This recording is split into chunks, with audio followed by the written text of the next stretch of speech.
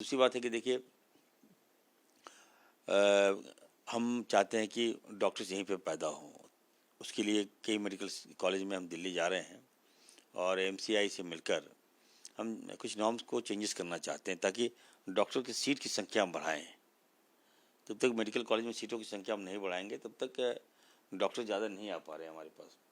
तो लिमिटेशन को हम तोड़ना मैं यहाँ चाहते पे हैं। काटना चाहूँगा, जैसा आप कह रहे हैं कि डॉक्टरों की संख्या बढ़ेगी, लेकिन कुछ ऐसे अस्पताल है ग्रामीण क्षेत्रों में, वहाँ पर डॉक्टरों की कमी है। इसके अलावा ये जो सीटी स्कैन है या फिर जो बड़ी मशीनरी है जिससे इलाज के लिए डॉक्टर रांची रिफर करते हैं, बहुत सारे ऐसे सरकारी अस्पताल में नहीं है। तो उसे कैसे आप पूरा करेंगे? वो भी तो एक आपके लिए चुनौती है। नहीं देखिए, डॉक्टर होने के नाते मैं उनकी समस्याओं को समझ सकता हूँ। कोई एक्सीडेंटल केस आ गया सदर हॉस्पिटल में, डॉक्टर एक है और उनके साथ क्राउड भी आ जाता है। अगर कुछ हो तो डॉक्टर वहाँ पे मारेंगे लोग। ऑब्वियस है, आक्रोश तो झेलना पड़ता है डॉक्टर्स को। तो वो आनन फानन में क्या करता है, अपनी जान बचाने के लिए वो कह देता है कि पेशेंट सीरियस है, यहाँ से ट्रांसफ़र कर दो, रेफर कर दो। तो इस व्यवस्था को ठीक करने के लिए मैं एक डॉक्टर नहीं, हर हॉस्पिटल में पर्याप्त डॉक्टर देना चाहता हूँ ताकि एक डॉक्टर की टीम हो। कोई पेशेंट सीरियस आए तो उसके साथ बढ़िया से एग्जामिन कर लें, टेस्टिंग कर लें और वहीं पर उनका इलाज करें। तो ये सारी व्यवस्था हम देख रहे हैं कि जब तक थॉट अगर आपका ठीक नहीं होगा ना तो आप ठीक नहीं कर पाइएगा। मैं तो ये सोच रहा था कि इन 20 सालों में यहाँ हमारे विपक्ष के साथी लोग बड़ी बड़ी बातें करते हैं। यहाँ कई मंत्री, पूर्व मंत्री लोगों में देखा हूँ, अरे क्या किया आपने इस राज्य के लिए यार? नेतागिरी करते हो, इस हेल्थ में नेतागिरी करते हो यार, थोड़ा सुधार देते। 20 साल लूट लिया इन लोगों ने, गरीब को लूट लिया, हेल्थ की व्यवस्था को लूट लिया, चबड़ा गया। आज वाहिद इरफान अंसारी मैं कहना चाहता हूँ, रियली कह रहा हूँ, मुख्यमंत्री आदरणीय हेमंत सोरेन जी ने मुझे खुला छूट दिया है कि तुम काम करो। अब मेरे चेहरा से देखिए आप, पेशेंट रोज करीब 70 से 80 पेशेंट हम गांव से उठाते हैं, पास के हॉस्पिटल में भेजते हैं। अगर वहाँ इलाज नहीं हुआ तो सदर भेजते हैं, सदर में इलाज नहीं हुआ तो फिर हम या तो धनबाद रिम्स को पीएमसीएच भेजते हैं या फिर रांची भेजते हैं। और जब तक उनको एडमिट नहीं करा देते हैं, समुचित व्यवस्था हम नहीं दे देते हैं, तब तक वो हमको फ़ोन करता है। यहाँ तक कि एम्बुलेंस की व्यवस्था हम कराते हैं। तो ये काम है मेरा। देखिए ये आप ये डिपार्टमेंट ऐसा है कि अगर आप जब तक इसको अपनी इंसानियत के रूप में नहीं देखिएगा, आप सर्वाइव नहीं कर पाइएगा। आपको क्रिटिसाइज भी झेलना पड़ेगा। यहाँ कोई घटना घटेगी तो आपको मुद्दा बन जाता है। मुद्दा भी बन जाता है, वो भी आपको झेलना पड़ेगा। लेकिन चलिए, मैं उन सब में नहीं जाता। सबका इलाज करना है, बेहतर इलाज करना है।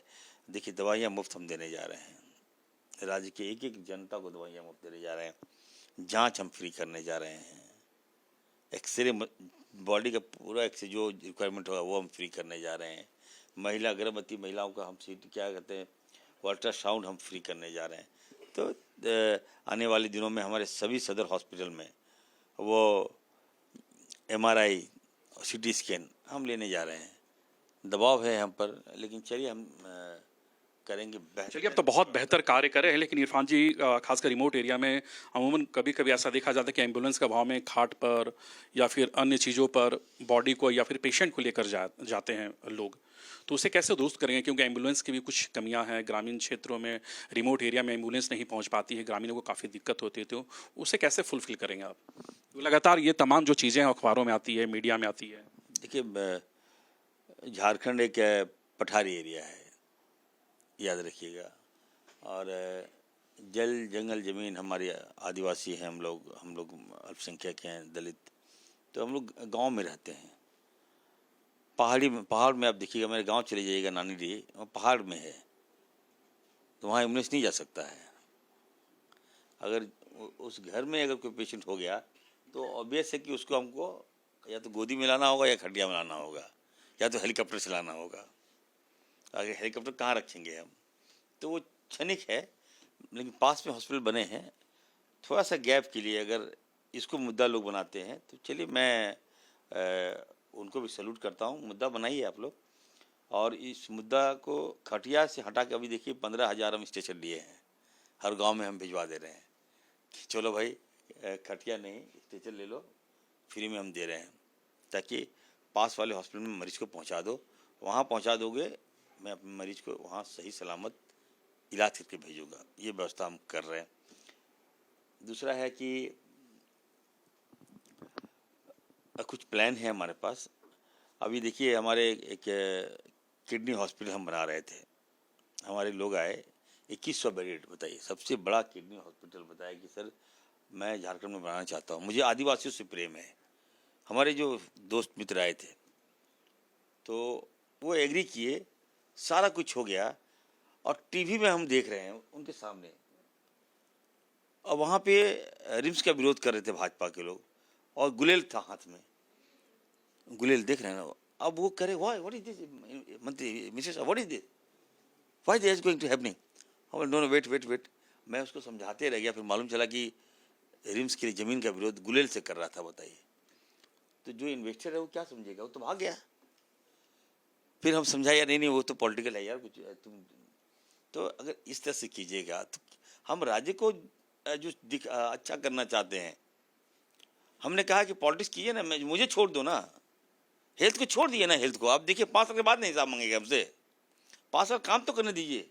आप टारगेट पे क्यों रहते हैं? लगातार विपक्ष के टारगेट पे इरफान अंसारी हमेशा देखे गए हैं, लगातार विरोध होते हैं, कुछ अच्छा भी करो तो इरफान अंसारी का विरोध होता है। रिम्स 2 की आप बात करें, मुख्यमंत्री हेमंत सोरेन के स्वास्थ्य क्षेत्र में रिम्स 2 एक ड्रीम प्रोजेक्ट है, जिससे आप लेकर लगातार आप लगे हुए हैं कि बहुत जल्द झारखंड में रिम्स 2 का निर्माण होगा, रांची में होगा, स्वास्थ्य क्षेत्र में बेहतर कार्य होंगे। तो रिम्स 2 को भी लेकर लगातार विवाद हो रही है यहाँ पे। बिल्कुल वही मैं कहा, देखिए मेरे फ्रेंड आए थे, रिम्स 2 तो बनेगा ही बनेगा। हम किडनी हॉस्पिटल बनाना चाह रहे हैं यहाँ पर, 2100 बेडेड, एशिया का बड़ा किडनी हॉस्पिटल, जहाँ सारी सुविधाएं होंगी, डायलिसिस होगा, ट्रांसप्लांट होगा, लोग आएंगे वहाँ पे, बाहर नहीं जाना पड़ेगा। हमारे मित्र आए, वो इन्वेस्ट करना चाह रहे थे, बोले कि हमको केवल ज़मीन दे दीजिए, पानी दे दीजिए, बिजली दे दीजिए, एक पैसा आपसे हम लोग नहीं लेंगे, हमारे डॉक्टर्स बाहर से आएंगे, हमारा फैकल्टी हमारा होगा, सब कुछ हमारा होगा। अब टीवी देख रहा है सामने, बताइए वहाँ पे पत्थर चल रहा है, गुलेल चला दिया, हाँ वो तो आँख फोड़ देंगे।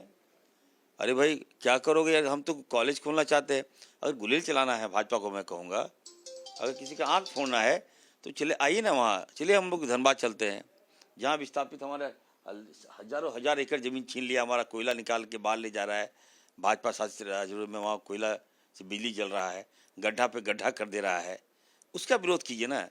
हमारे मुख्यमंत्री जी, हम लोग एक सपना देखे हैं, यहाँ विकास करना है हमें। रिम्स 2 एशिया का सबसे बड़ा मॉडल हाईटेक हॉस्पिटल बनाने जा रहा हूँ मैं। आप सोच नहीं सकते हैं कि पूरे रांची को जब आप कहीं से भी जाइएगा दिखेगा रिम्स 2 कौन है। आजीवन भर हमारे लोगों का इलाज होगा, बच्चों का इलाज होगा, गांव का इलाज होगा, आदिवासियों का इलाज होगा, मूलवासियों का इलाज होगा, आसपास के लोग का डेवलपमेंट हो जाएगा। 10 किलोमीटर के रेडियस में वहाँ के लोग एकदम अपने पैर में खड़े हो जाएंगे। तो इस सोच के साथ हम आगे बढ़ रहे हैं।